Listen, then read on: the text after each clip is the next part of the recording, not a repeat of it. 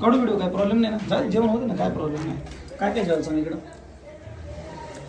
भेंडीची भाजी, भेंडीची भाजी, अजून वरण, वरण, भात, भात, भाकर, भाकर, पोळी, ओके. इकडे वेगळं दिसतं. इकडे काय? राजमा, गेवडा म्हणते त्याला. हा, काळा गेवडा. ते जेवण ओके आहे ना, काय प्रॉब्लेम नाही जेवण. काय जेवणाचा प्रॉब्लेम असेल ना खरंच सांगायचा. तुला काय जेवणाचा प्रॉब्लेम खरंच सांगायचं काय असेल ना. म्हणजे व्हिडिओमध्ये का म्हणतोय माहितीये का, कारण पारदर्शकता राहायला पाहिजे. फाटलीची जरी समजा व्हिडिओ काढतोय मी, आणि समजा तुम्हाला शांत राहा रे, समजा व्हिडिओ काढतोय, तुम्हाला सांगता नाही आलं की बाबा जेवण कसं आहे काय नाही, मला नंतर सांगा. किंवा मला नाही सांगता आलं, मग आई वडिलांना सांगा. आई वडिलांना सांगा, आई वडील मला सांगते नाही ना, पण सांगा, बोलणं गरजेचं. तुमची रूम लय साफ आहे, मला आवडते रूम आहे. एकदम चकाचक रूम ठेवतो ते पोरं. थोडी रूम दाखवतो. 1 BHK फ्लॅट आहे ना. इकडं बाहेर आलं, इकडं बेसिन वगैरे काय भारी ठेवतात ही पोरं.